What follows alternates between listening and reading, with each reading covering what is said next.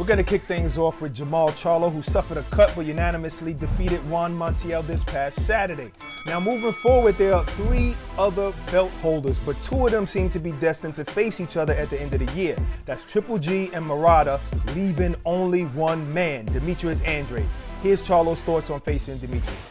I don't make the fights. I don't pick the fights. You know, whatever circumstances that he in, I'm not here for none of that. I'm a fighter. Look, I own the Lions Only promotion, but I don't have rights to make the sanctioned bouts and to make the commissioners of each belt, and he fights on a different network. I'm not into all that, all right? I'm just, if you want to fight, you know how to make the fight happen. I'm not going to go back and forth with him. Well, he's a horrible fighter. He's a horrible fighter. I mean, it's going to be a horrible fight. I mean, what you saying, like, you know, whatever. I'm cool with all that.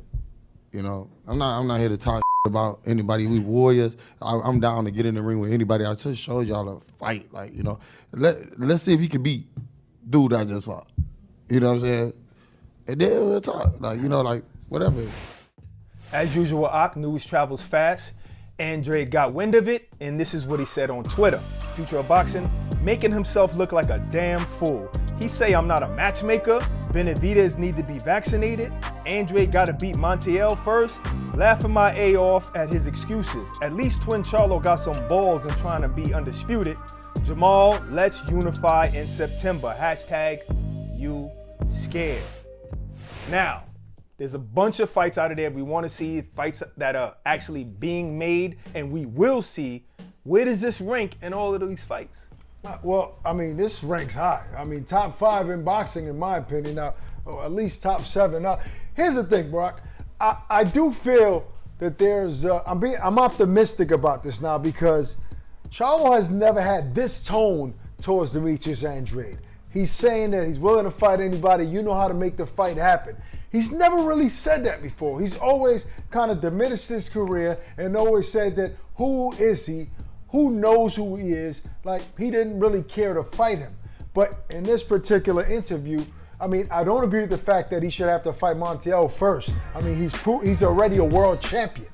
He's a world champion. So in order to unify the middleweight division, Jamal Charlo has made it clear that he's at middleweight right now. He's not going up to 168. He hasn't mentioned that, so we can't see a Benavidez fight.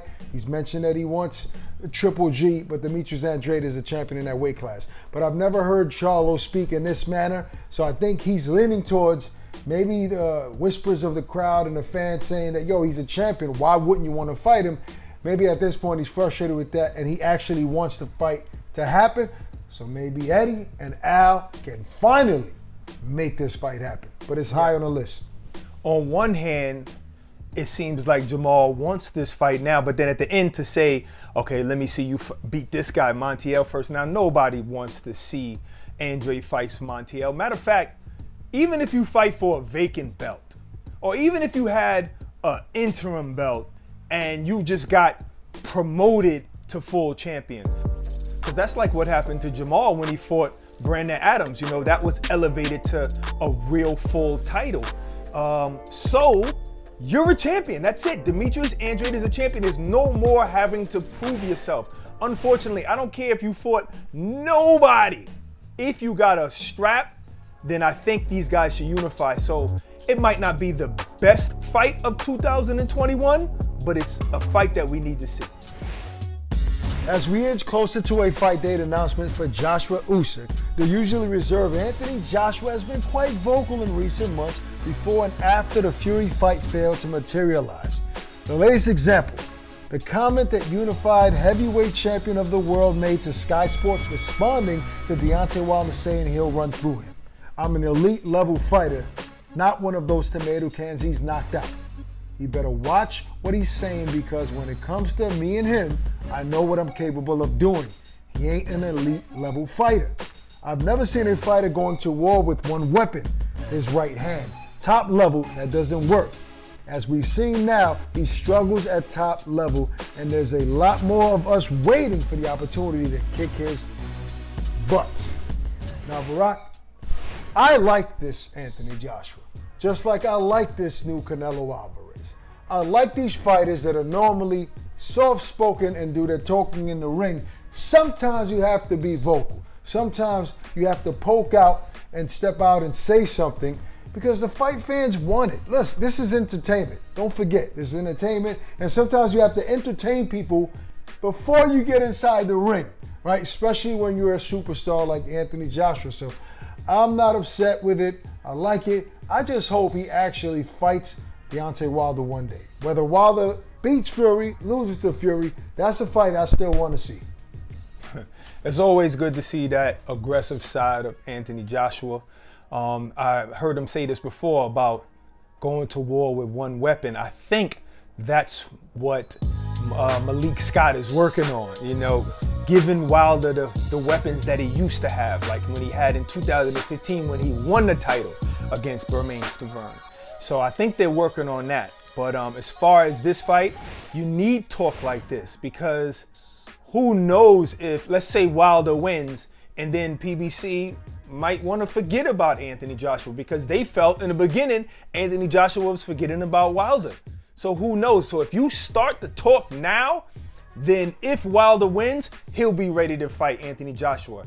And if Fury wins, he already says he wants to fight Joshua. So you want to get those, you want to re-oil that engine and get it going when it comes to that trash talking. First off, Barack, without the trash talking, I mean, let's be honest. How many other huge heavyweights are out there? So PBC cannot ignore Anthony Joshua.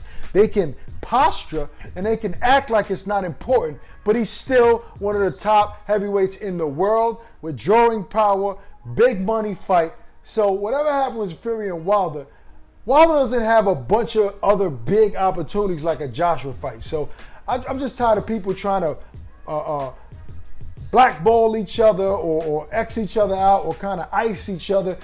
Those three names are huge and they all should be fighting each other. Yeah, absolutely. It's hard to say, you know, who are top level besides those three, the three-headed monster.